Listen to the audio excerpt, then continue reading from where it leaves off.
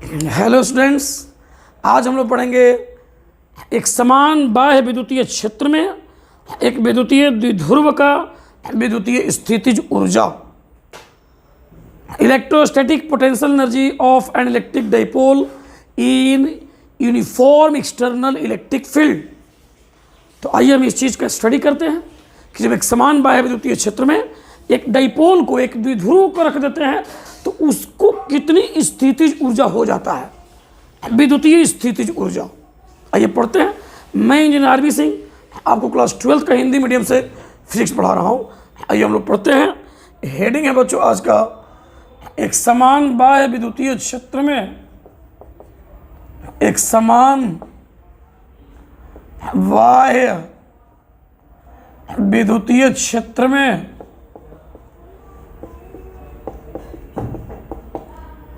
वैद्युत द्विध्रुव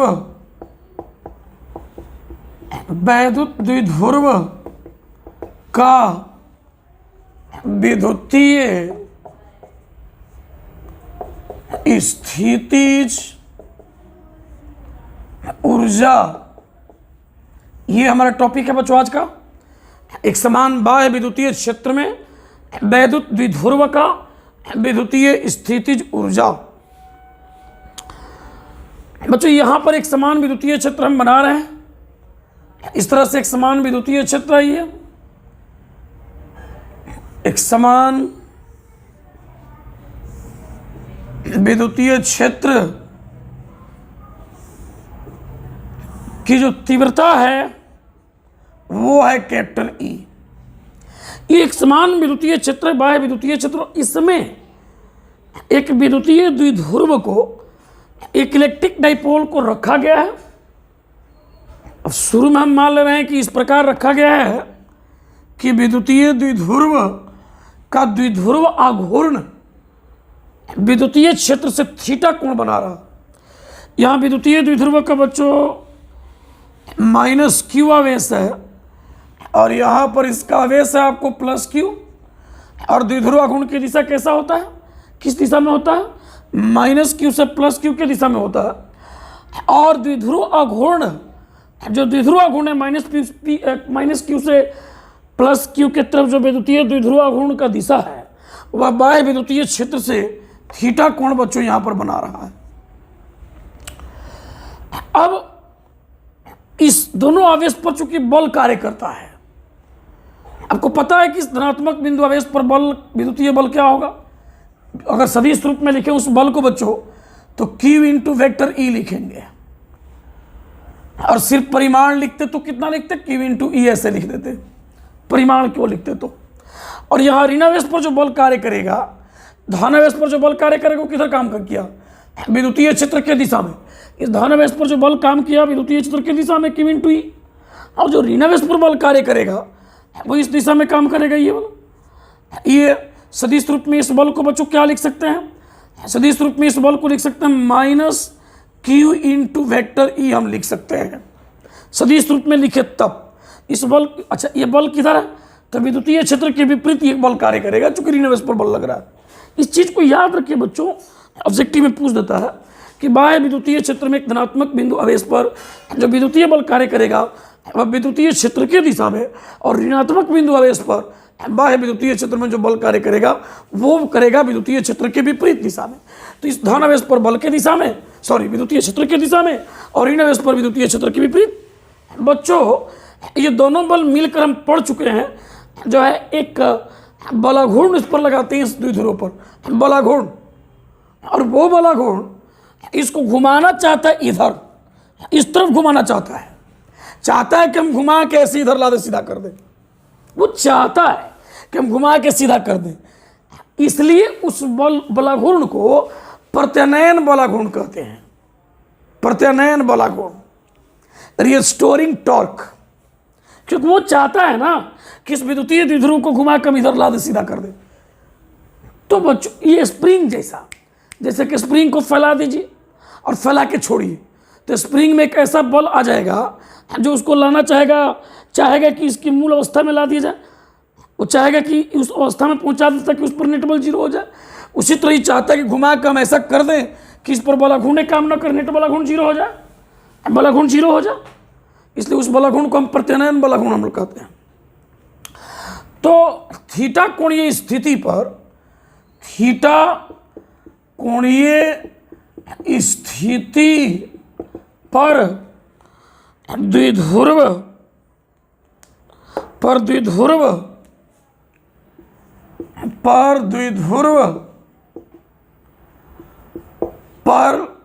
प्रत्यानयन बला घूर्ण जो विद्युतीय क्षेत्र के कारण होगा वो होगा जिसको आप टाउ रिस्टोरिंग लिख सकते हैं। रिस्टोरिंग का मतलब प्रत्यानयन, ये बराबर होगा आपको PE साइन थीटा। सदिश के रूप में हम लिखते हैं वेक्टर टी टाउ बराबर वेक्टर P क्रॉस E लिखते हैं। इसी का परिमाण हमने लिख दिया। ये बला घूर्ण चाहता है कि इसको हम घुमा करके सीधा ऐसे कर दें, और इसी प्रत्यानयन बला घूर्ण के कारण इस स्थिति में इस द्विध्रुव के पास कार्य करने की क्षमता है, घूमने की क्षमता है कि वो घूर्णन कर सकता है। और जो कार्य करने की क्षमता होता है वही कार्य करने की क्षमता स्थितिज ऊर्जा होता है। यानी थीटा कोणीय स्थिति पर जो इस पर बला घूर्ण लग रहा है, उस बला घूर्ण के कारण अभी इस स्थिति पर इसके पास विद्युतीय स्थितिज ऊर्जा है। इस सिस्टम के पास, इस वैद्युत द्विध्रुव के पास, इस प्रत्यानयन बला घूर्ण के कारण वो स्थितिज ऊर्जा कितनी है, इसको हम कैलकुलेट करना चाहते हैं। तो इसका कौन सा उपाय लगाया जाए? तो बच्चों आपको तो मालूम है ना कि हम डायरेक्ट स्थितिज ऊर्जा को नहीं माप सकते हैं, हम माप सकते हैं स्थितिज ऊर्जा में परिवर्तन को। तो हम करेंगे क्या, इसका उपाय निकालेंगे कि किसी एक स्थिति से दूसरी स्थिति तक किसको घुमाया जाए, और घुमाने में देखते हैं कि कितना हमको कार्य करना पड़ेगा बाह्य बला घूर्ण से। इस प्रत्यानयन बला घूर्ण के विरुद्ध, इस प्रत्यानयन बला घूर्ण के विरुद्ध बाह्य बला घूर्ण से कितना कार्य करना पड़ेगा हमको, और जो वो कार्य करना पड़ेगा वो स्थिति ऊर्जा में परिवर्तन के बराबर होगा। तो सब चूंकि हम जानते हैं ना कि U final minus U initial बराबर होता है W जो एक्सटर्नल या माइनस W इलेक्ट्रिकल। यानी स्थिति ऊर्जा में परिवर्तन बाह्य एजेंट द्वारा किया गया कार्य या विद्युतीय बल द्वारा किया गया कार्य। यहाँ बल नहीं होगा, यहाँ बल की जगह बला घूर्ण द्वारा कार्य लेंगे। बाह्य बला घूर्ण द्वारा कार्य, विद्युतीय बल के कारण प्रत्यानयन बला घूर्ण द्वारा कार्य का ऋणात्मक मान, चाहे बाह्य बला घूर्ण द्वारा कार्य हम यहाँ पर लेंगे। तो करेंगे क्या कि मान लीजिए कि हम इस द्विध्रुव को घुमाते हैं, इस थीटा कोणीय स्थिति से इस तरफ घुमाते हैं। मान लीजिए छोटा सा कोणीय विस्थापन डी थीटा के लिए, इसको मान लीजिए हम थोड़ा सा घुमा दिए, ऐसे थोड़ा सा इसको हम ऐसे घुमा दिए। कितना से घुमा दिए भाई? तो डी थीटा से घुमा दिए। अब इन दोनों बलों का जो बला घूर्ण है वो तो घुमाना चाहता है इधर, हम बोल रहे कि इधर घुमा रहे, तो निश्चित है कि बाह्य बला घूर्ण से घुमाए होंगे। तो हम लोग क्या करेंगे कि माना कि द्विध्रुव पर प्रत्यानयन बला घूर्ण के बराबर, प्रत्यानयन बला घूर्ण के बराबर विपरीत क्रम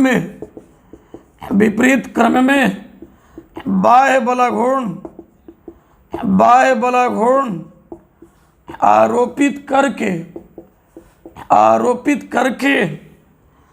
थीटा कोणीय स्थिति से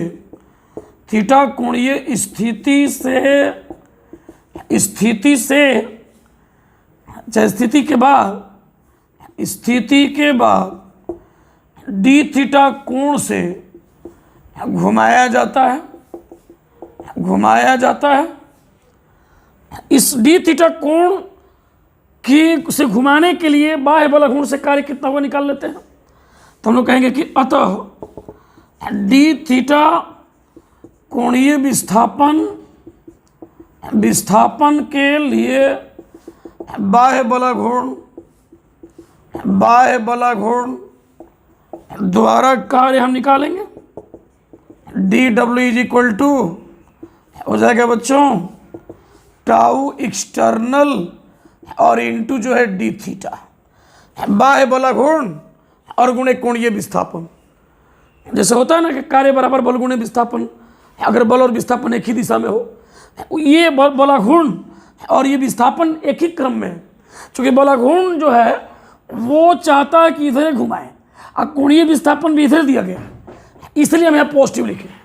और बाह्य बलाघूर्ण से हम कार्य निकाल रहे हैं, बाह्य बलाघूर्ण से, इस प्रत्यनयन बलाघूर्ण के विपरीत बाह्य बलाघूर्ण, इसी के बराबर बलाघूर्ण लगाकर और बाह्य बलाघूर्ण से हमेशा घुमा रहे हैं। जान लो बच्चों, तो कार्य कितना हो जाएगा हम लोग को, dw इज इक्वल टू हो जाएगा, इसका परिमाण इसी परिमाण के बराबर लेना है, PE साइन थीटा और इंटू डी थीटा।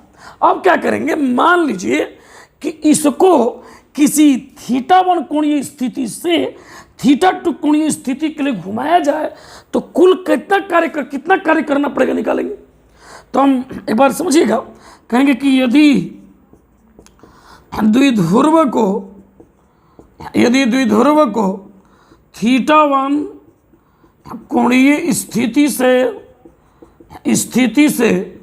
θ2 कोणीय स्थिति के लिए घुमाया जाए, स्थिति के लिए घुमाया जाए तो बाह्य बलाघूर्ण द्वारा कार्य, बलाघूर्ण द्वारा जो कुल कार्य हो गया बच्चों, कुल कार्य जो होगा इसको इंटीग्रेट कर दीजिए, इसी का इंटीग्रेशन कर देना हम लोग को। यहाँ मैं करता हूँ बच्चों, ध्यान देना, यानी dw का इंटीग्रेशन, यानी हम लोग को करना है, हम लोगों को जो है integration PE sine theta D theta θ1 से θ2 तक हम लोग को कर देना है। इस प्रकार से आपको ये कुल कार्य को हम W कर देंगे, यहाँ पर कुल कार्य को हम लिखेंगे W is equal to PE बाहर निकाल देंगे और integration sine theta D theta और θ1 से θ2, इसी को लेकर के हमको आगे बढ़ना है। इसको ये बाह्य बल के द्वारा हमको कार्य निकलने जा रहा है, किसके लिए भाई, तो इसको θ1 स्थिति से, कोई θ1 इस बाह्य विद्युतीय क्षेत्र के साथ किसी θ1 की स्थिति से घुमा करके किसी θ2 स्थिति के लिए हम बाह्य बलाघूर्ण से कार्य निकलना चाहते हैं, उसको निकालते हैं। मैं यहाँ आगे बढ़ाना चाहता हूँ, यहाँ पर इस चीज़ को आप समझ गए होंगे, या आप देख लीजिए एक बार पुल बढ़िया से, इस चीज़ को आप एक बार ढंग से देख लीजिए, इस चीज़ को, ये चीज़ एक बार देखिए बढ़िया से, क्या क्या लिखा है, थीटा कोणीय स्थिति पर द्विध्रुव पर प्रत्यनयन बलाघूर्ण टाउ रिस्टोरिंग बराबर PE साइन थीटा। ये रिस्टोरिंग क्यों है, क्योंकि विद्युतीय क्षेत्र के कारण ये बलाघूर्ण लग रहा है, और जिसके कारण, और वो बलाघूर्ण चाहता है कि इसको घुमा करके और विद्युतीय क्षेत्र के दिशा में ला दें, यानी इस स्थिति में ला दें, अवस्था में, ताकि उस पर नेट बलाघूर्ण 0 आ जाए।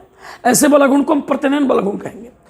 और इसी प्रत्यनयन बलाघूर्ण के बराबर और विपरीत दिशा में, विपरीत क्रम में, माना कि द्विध्रुव प्रत्यनयन बलाघूर्ण के बराबर विपरीत क्रम में बाह्य बलाघूर्ण आरोपित करके थीटा कोणीय स्थिति के बाद डी थीटा कोण से घुमाया जाता है। यहाँ कोण से होगा, डी थीटा कोण से घुमाया जाता है।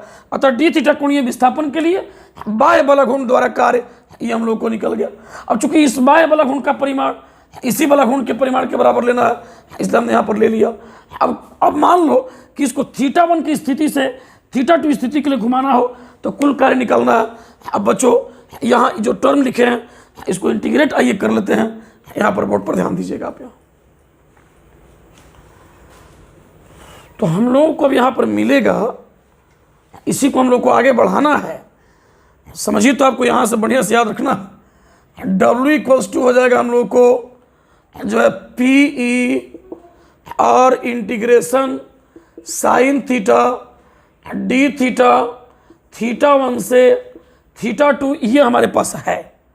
अब साइन थीटा का इंटीग्रेशन हम यहाँ पर समझते हैं कि साइन थीटा का इंटीग्रेशन हम लोग को जो है बच्चों क्या मिलेगा, साइन थीटा का इंटीग्रेशन हम लोग को किस प्रकार से हम लोग को मिलेगा, आइए इस चीज़ से समझते हैं। तो डिफ्रेंसिएशन का उल्टा होता है इंटीग्रेशन, इनवर्स। आपको पता है बच्चों कि साइन थीटा का डिफ्रेंसिएशन जो होता है ये होता है कॉस थीटा, और कॉस थीटा का जो डिफ्रेंसिएशन होता है ये होता है माइनस साइन थीटा। इसलिए साइन थीटा का जो इंटीग्रेशन होगा वो माइनस कॉस थीटा होगा। इसलिए हम यहाँ पर क्या करेंगे कि अब इसका इंटीग्रेशन यहाँ पर रखेंगे, तो W इक्वल टू हो जाएगा हम लोग को PE और इसका हो जाएगा माइनस कॉस थीटा, थीटा 1 से थीटा 2 तक। W इज इक्वल टू हो जाएगा PE और यहाँ मान रखिए, एक बार थीटा 2 को रखिए तो माइनस कॉस थीटा 2 माइनस जो है आपको एक और माइनस, ये तो रूल है घटाने का, एक इसका माइनस, तो माइनस कॉस थीटा 1 ये आपको हो गया। इसको थोड़ा आगे बढ़ा देते हैं, W इज इक्वल टू हो जाएगा आपको PE और ये देखिए माइनस माइनस प्लस, इसको आप लिख सकते हैं जो है माइनस कॉस थीटा 2 प्लस हो जाएगा आपको कॉस थीटा 1। ये अभी कार्य निकला, कभी कभी तो इसी से एग्जाम में क्वेश्चन आ जाता है, जान लीजिए इस चीज़ को। यानी किसी एक समान विद्युतीय क्षेत्र में एक विद्युतीय द्विध्रुव को थीटा 1 से थीटा 2 घुमाने के लिए कार्य कितना करना पड़ेगा, कभी कभी पूछ देता है। तो इसी को हम ऐसे भी इसको याद रख सकते हैं, W इक्वल्स टू PE, पहले इसको बाद में इसको कर लीजिए कॉस थीटा 1 माइनस जो है बच्चों लिख सकते हैं कॉस थीटा 2। तो इस पर भी कभी कभी ऑब्जेक्टिव आ जाता है, जमकर ऑब्जेक्टिव पूछा है, एक दो बार नहीं खूब पूछा है। अब अभी हमारा कहानी यहाँ खत्म नहीं हुआ है, हमने अभी निकाला सिर्फ बाह्य बलाघूर्ण से कार्य, और बाह्य बलाघूर्ण से कार्य जो होगा स्थितिज ऊर्जा में परिवर्तन के बराबर होगा। और इसलिए हम लोग यहाँ पर कहेंगे, यहाँ पर रिजल्ट में कि चूंकि हम लोग कहेंगे यहाँ पर कि चूंकि बाह्य बलाघूर्ण द्वारा कार्य, बाह्य बलाघूर्ण द्वारा कार्य जो होगा, कार्य वैद्युत स्थितिज ऊर्जा में द्विध्रुव के वैद्युत स्थितिज ऊर्जा में परिवर्तन के बराबर होगा,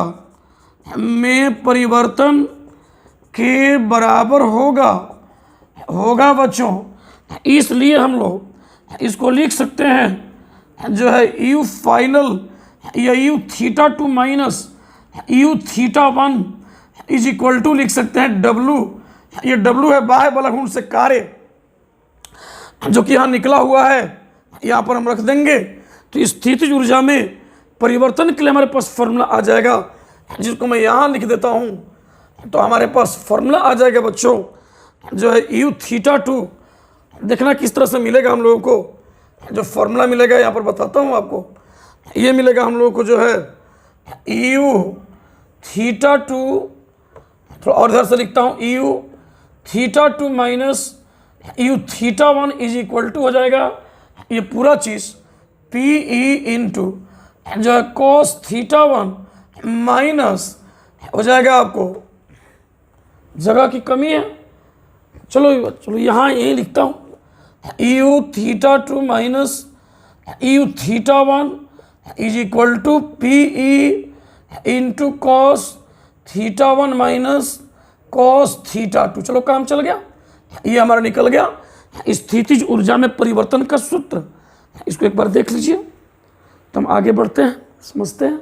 समझ लीजिए पहले, किसी थीटा 1 से थीटा 2 घुमाने में कार्य हमने पहले निकाला, और यह जो कार्य निकला ये प्रत्यानयन बलाघूर्ण के द्वारा नहीं, बाह्य बलाघूर्ण के द्वारा कार्य निकला। और बाह्य बलाघूर्ण के द्वारा जो कार्य होगा प्रत्यानयन बलाघूर्ण के विरुद्ध ये स्थितिज ऊर्जा में परिवर्तन के बराबर होगा। और इसलिए हमने यहाँ पर रिजल्ट को लिख दिया यहाँ। अब इसी चीज़ को हम और आगे बढ़ाएंगे, क्योंकि हमको एक ऐसा रिजल्ट, ये भी रिजल्ट आ गया, इस पर ऑब्जेक्टिव खूब आता है। 2 रिजल्ट ऑब्जेक्टिव के लिए आ चुका है और पूछता ही पूछता है। एक तो अगर बाह्य बलाघूर्ण से थीटा 1 थीटा 2 घुमाने में कार्य पूछना हो तो ये फॉर्मूला एकदम ऑब्जेक्टिव इस पर आता है। अगर आपको थीटा 1 थीटा 2 से घुमाने पर स्थिति ऊर्जा में परिवर्तन का ऑब्जेक्टिव पूछता है तो ये फॉर्मूला। अब चलिए बच्चों, हम ये पता करते हैं कि सिर्फ थीटा कोण पर रहेगा तो विद्युतीय स्थितिज ऊर्जा कितना होगा। तो उसको हम पता करते हैं, देखिए कैसे पता करते हैं, बहुत मजेदार चीज होगा। आइए हम पता करते हैं इस चीज को कि अगर थीटा अगर कोणीय स्थिति पर रहे, सिर्फ थीटा कोण पर अगर ये द्विध्रुव, तो उसका स्थितिज ऊर्जा कितना होगा। इस चीज को हम लोग समझते हैं, इस चीज को हम लोग आइए समझे जाए, इस चीज को हम लोग समझते हैं बच्चों। तो आइए हम इसको आगे बढ़ाते हैं। फॉर्मूला हमारे पास ये है। चलो बच्चों, एक चीज समझना, हमारे पास स्थिति ऊर्जा में फॉर्मूला के बच्चों क्या आ गया? स्थिति ऊर्जा में परिवर्तन का सूत्र आ गया है U theta two minus U theta one is equal to P E into आ गया है कॉस थीटा वन माइनस आ गया है कॉस थीटा टू।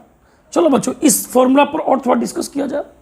बच्चों एक बात याद रखो कि स्थितिज ऊर्जा में परिवर्तन को ही हम माप सकते हैं। इसी वर्मा सर ने भी कहा है, एस्निखेल्ड वाकर बुक, जितने वर्ल्ड लेवल के बुक्स हैं, physics for engineers and scientist, जितनी इस तरह के बुक्स हैं सब में इस चीज़ का व्याख्या किया गया ढंग से। और जो है डायरेक्ट स्थिति ऊर्जा को नहीं माप सकते हैं, तो फिर इस थीटा वाले पर स्थिति ऊर्जा लाएँ कैसे? तो चूंकि स्थिति ऊर्जा में परिवर्तन का सूत्र हमको मिल चुका है, तो एक बात यहाँ पर सोचा गया यहाँ पर कि किसी एक स्थिति पर कैसे प्राप्त करें स्थिति ऊर्जा का फॉर्मूला। तो उसके लिए एक निर्देश स्थिति का चुनाव किया गया कि इस द्विध्रुव का, इस डाइपोल का, इस बाह्य विद्युतीय क्षेत्र में कब जो है विद्युतीय स्थितिज ऊर्जा शून्य होगा या कब मान ले। तो कहा गया कि जब ये विद्युतीय द्विध्रुव 90 डिग्री का कोण बनाएगा, सीधा इस तरह हो जाएगा 90 डिग्री का कोण बनाएगा, उस स्थिति में इसका स्थितिज ऊर्जा शून्य ले लेते हैं। ऐसा ले लिया गया था और बाद में देखा ये सही निकल गया था। जब लिया बाद में शुरू में और बाद में सही निकल गया, एजम्पशन किया गया, बाद में रिजल्ट सही निकल गई। तो लोग यही कहेंगे यहाँ पर कि theta one equal to 90 degree पर 90 डिग्री पर यहाँ पर एक बात लिख देते हैं कि वैद्युत द्विध्रुव के वैद्युत स्थितिज ऊर्जा के लिए एक समान विद्युतीय क्षेत्र में, चूंकि एक समान क्षेत्र में लेना है ना, एक समान वैद्युत क्षेत्र में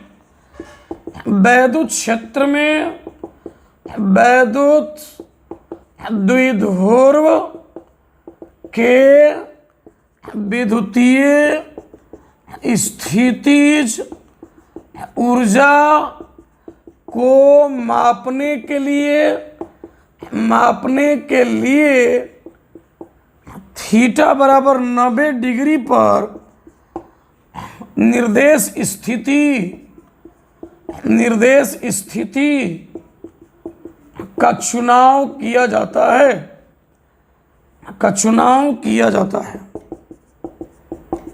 एक्चुअल में शुरू में एज्यूम्पशन था ये, बाद में पूरा रिजल्ट 100% सही निकल गया कि सही बात है, 0 मिलता है। तो हम लोग कहेंगे कि अतः यदि शुरू का स्थिति, क्योंकि जब भी हमको कहीं स्थितिज ऊर्जा मापना हो तो स्टार्टिंग पॉइंट हम वहाँ से लाएंगे जहाँ उसका ऊर्जा 0 और बाद में जहाँ मापना हो। तो मान लो कि सूत्र में यदि थीटा वन बराबर 90 डिग्री हो एवं थीटा टू बराबर थीटा ले लें तो इस फॉर्मूला से हम लिख सकते हैं, तो U theta minus U 90 degree is equal to हो जाएगा, फॉर्मूला बच्चों इज इक्वल टू हो जाएगा P E into cos 90 degree minus जो है कॉस थीटा, और तब हमारा रिजल्ट ही आ जाएगा। हम लोगों को ये रिजल्ट मिल जाएगा चूँकि यू 90 डिग्री, चूँकि यू 90 डिग्री तो बच्चों होगा 0। अभी यहाँ बोले हैं कि निर्देश स्थिति 90 डिग्री पर लेते हैं, मतलब स्थिति ऊर्जा को सुन ले आता है, निर्देश स्थिति का चुनाव किया जाता है, अर्थात स्थिति ऊर्जा को सुन लेते हैं, स्थितिज ऊर्जा को सुन लेते हैं।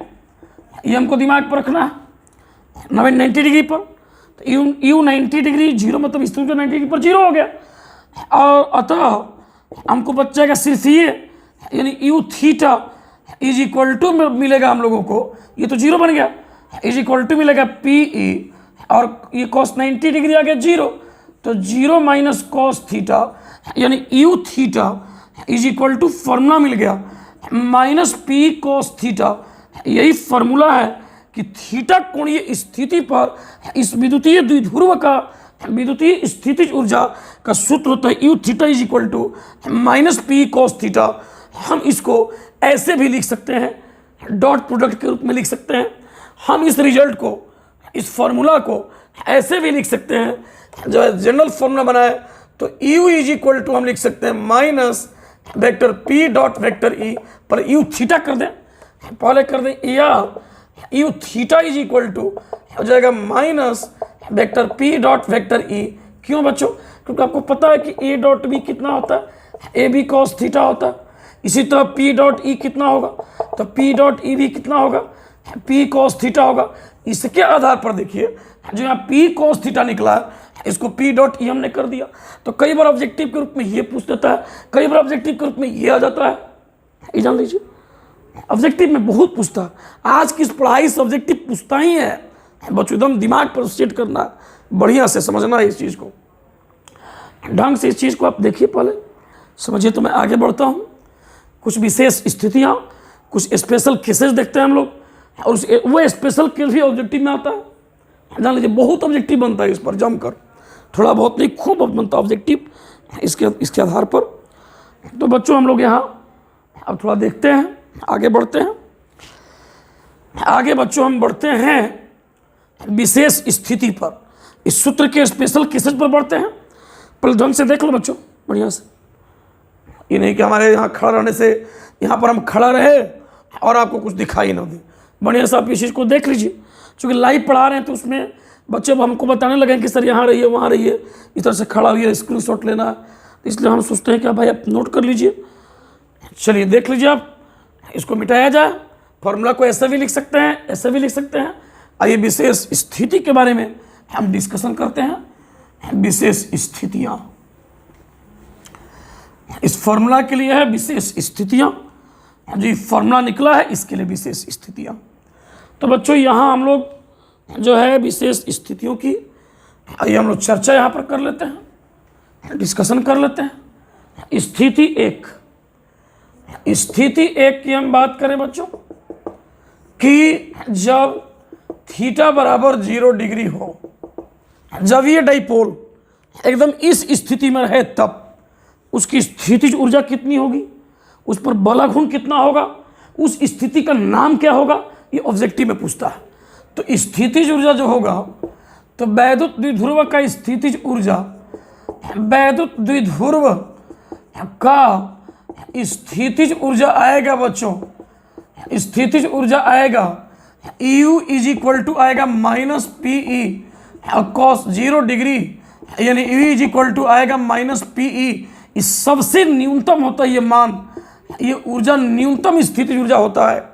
और इस स्थिति में बच्चों बल गुण क्या होगा, जब सीधे इस दिशा में आ जाएगा तब ये इस स्थिति में डाइपोल ऐसे नहीं बल्कि ऐसे हो चुका है, विद्युतीय क्षेत्र के दिशा में हो चुका है। और जान लो तब न्यूनतम स्थितिज ऊर्जा ऑब्जेक्टिव में पूछता है कि कब न्यूनतम होगा, थीटा बराबर 0 डिग्री पर होगा जब विद्युतीय क्षेत्र और वैद्युत द्विध्रुव घूर्ण और विद्युतीय क्षेत्र एक ही दिशा में जब हो जाए। और हम लोग कहेंगे कि इस स्थिति में वैद्युत द्विध्रुव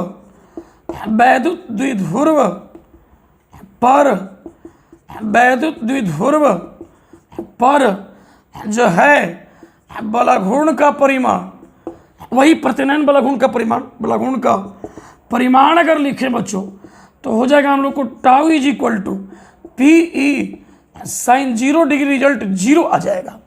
तो एक बच्चों एक बात याद रखो कि जब बल गुण 0 आ जाए तो ये द्विध्रुव जो है संतुलन की स्थिति में कहलाएगा, और जब उसकी स्थिति जब न्यूनतम हो जाए, अब बल गुण 0 आ जाए, तो उस अवस्था को अस्थायी संतुलन कहते हैं। और कहेंगे कि इस अवस्था को अर्थात थीटा बराबर 0 डिग्री पर, अब 0 डिग्री मतलब किसके किसके बीच का कोण बच्चों, तो विद्युतीय क्षेत्र और द्विध्रुव घूर्ण के बीच का कोण ये 0 डिग्री है। थीटा बराबर 0 डिग्री पर 0 डिग्री किसके किसके बीच का कोण है, यहाँ लिख दे रहा हूँ, वेक्टर P एवं वेक्टर E के बीच का ये कोण है बच्चों। एकदम समझना, एकदम कंसेप्ट क्लियर के साथ। इस अवस्था को अर्थात 0 डिग्री पर द्विध्रुव को अस्थायी संतुलन में कहते हैं बच्चों। ये रिजल्ट याद रखना, ये ऑब्जेक्टिव में आता है कि अस्थायी संतुलन की स्थिति कब मिलता है, और ये भी आता है कि अस्थायी संतुलन की स्थिति में बलाघूर्ण क्या, तो 0। अस्थायी संतुलन की स्थिति में वैद्युत द्विध्रुव का स्थितिज ऊर्जा तो मिलेगा U बराबर माइनस पी इंटू ई, जो न्यूनतम मिलेगा। वैल्यू देके पूछ भी सकता है, कुछ पी का और ई का वैल्यू देके पूछ भी सकता है। तो ये रहा हमारी स्थिति 1।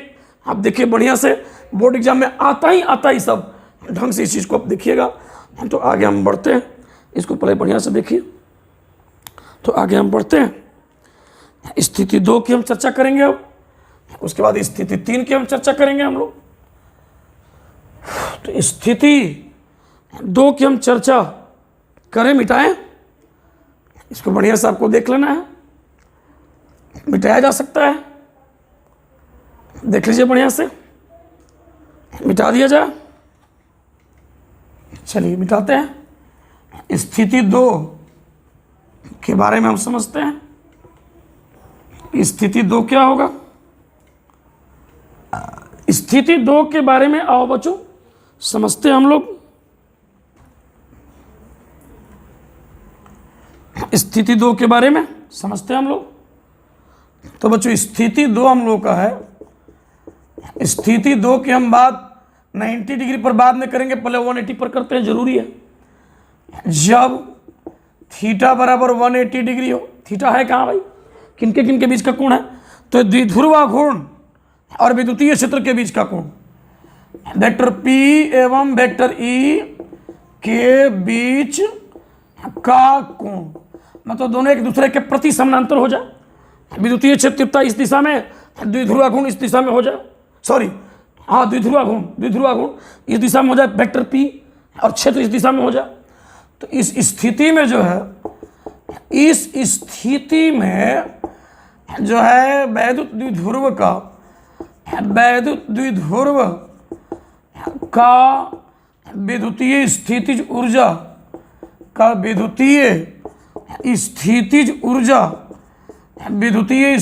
ऊर्जा जो बच्चों ध्यान देना, E इक्वल्स टू होगा माइनस पी ई जो है कॉस 180 डिग्री, यानी E equals to minus P E into -1 is equal to हो जाएगा P इंटू ई। ये अधिकतम होगा हम लोगों को, तो यह अधिकतम निकल गया बच्चों स्थिति ऊर्जा।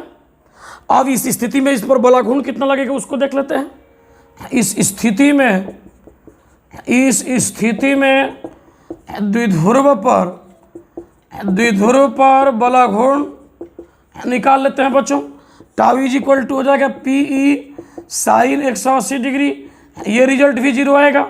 बच्चों क्या हुआ, जब भी बलाघूर्ण 0 होगा तो द्विध्रुव को संतुलन का स्थिति कहलाएगा। तो इस बार जब इधर ऐसे भी रहेगा, ये इसका द्विध्रुव गुण ऐसे रहेगा क्षेत्र के विरुद्ध, तब भी बलाघूर्ण 0 होगा, तभी वो संतुलन में होगा। लेकिन इस बार उसकी स्थिति ऊर्जा अधिकतम है, उसका जो स्थिति ऊर्जा अधिकतम है, इसलिए यह संतुलन अस्थायी कहलाएगा। अस्थायी क्यों कहलाएगा? क्योंकि ये वो संतुलन है जिसमें उसके पास बहुत ज़्यादा एनर्जी है, बहुत अधिक उसके पास स्थिति ऊर्जा है। और दुनिया का कोई भी चीज़, ये मतलब फिजिक्स का रूल है, ये ब्रह्मांड का रूल है कि किसी के पास बहुत अधिक स्थिति ऊर्जा हो जाए, चाहे किसी का भी स्थिति ऊर्जा फिक्स रह नहीं सकता है, और किसी के पास अधिक स्थिति ऊर्जा हो जाए तो वहाँ रुक नहीं सकता है। ये बात याद रखो बच्चों, इसलिए वो अस्थायी संतुलन हो गया। अस्थायी ऊर्जा चूंकि अधिक है, स्थिति ऊर्जा उसका अधिक है, हम लोग कहेंगे कि यह स्थिति, यह अवस्था अर्थात थीटा बराबर 180 डिग्री पर बाह्य विद्युतीय क्षेत्र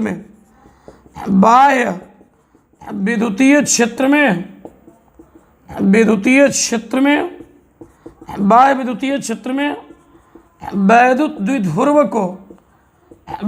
द्विध्रुव को अस्थायी संतुलन में कहते हैं बच्चों। अस्थायी संतुलन में इसको कहते हैं। तो ऑब्जेक्टिव में आता है कि अस्थायी संतुलन कब होगा, तो अस्थायी संतुलन 180 डिग्री पर होगा। कब? जब बाह्य विद्युतीय क्षेत्र और वैद्युत द्विध्रुव घूर्ण का दिशा एक दूसरे के विपरीत हो जाए तब। और इस स्थिति में अस्थायी संतुलन में बलाघूर्ण तो 0 और उसका स्थिति ऊर्जा तो अधिकतम मिलेगा P इंटू ई। वैल्यू दोनों का P और E का दिया रहेगा, मान पूछ देगा। तो ऑब्जेक्टिव में आता है, इस चीज़ को आप बढ़िया से उतारिए, बढ़िया से समझिए, बोर्ड पर है। चूँकि बहुत इम्पोर्टेंट आज का पढ़ाई चल रहा है ऑब्जेक्टिव के दृष्टिकोण से, और न्यूमेरिकल्स भी पढ़ाने वाले हैं जो लाइव क्लास, उसमें भी आपको बहुत हेल्प करेगा ये चीज़, जान लीजिए आप। तो ये हम लोगों को देखना है, बहुत इम्पोर्टेंट है, और देख लीजिए बढ़िया से इस चीज़ को।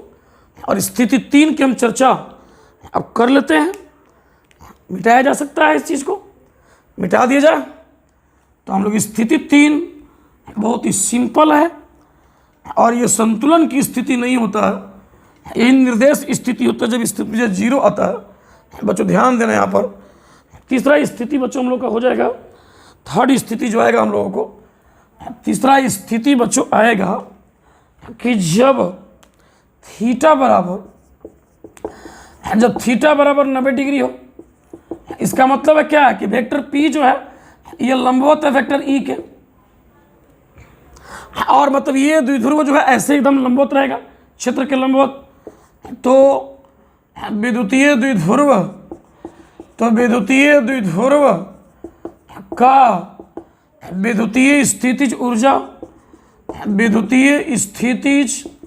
ऊर्जा निकालेंगे बच्चों, तो मिलेगा E = -PE जो है cos 90 डिग्री। cos 90 0 होता है, इसलिए ये इस बार स्थिति ऊर्जा हो जाएगा हम लोग को 0, और यही कहलाता है द्विध्रुव का जो है निर्देश स्थिति।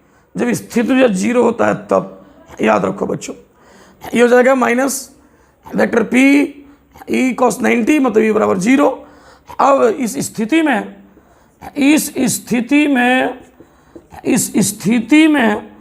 द्विध्रुव पर बलाघूर्ण का परिमाण निकालिएगा बच्चों, तो देखिए क्या मिल जाएगा। टाउ बराबर, ये सब फॉर्मूला टाउ वाला पढ़ चुके हैं प्रूफ करके। Tau = PE sin 90 degree, tau = मिल जाएगा PE। याद रखना बच्चों, इस स्थिति में द्विध्रुव पर जो बलाघूर्ण कार्य किया यह मैक्सिमम होता है, याद रखना। लेकिन इसकी जो स्थितिज ऊर्जा होता है ये आपको 0 होता है। ये तीसरा स्थिति हो गया हम लोग को, ये हो गया हम लोग को स्थिति 3 हम लोग को आ गया। ऑब्जेक्टिव में आता है निश्चित रूप से, हम बार बार बोल रहे हैं कि बहुत ऑब्जेक्टिव बनेगा इससे, और क्वेश्चन भी जिससे पूछता है वो ऑब्जेक्टिव की तरह से पूछता है। इस चीज़ को हम लोग देखेंगे। तो बच्चों इसको आप पढ़ते रहिए, इस पर कुछ क्वेश्चन भी हम लोग करेंगे आगे अगले क्लास में। और पढ़िए आप जो है इसको, तो पूरा समझ लीजिए ढंग से। अब बच्चों पढ़िए जमकर, खूब मन लगाइए, खूब पढ़िए, मस्त रहिए, खुश रहिए। धन्यवाद।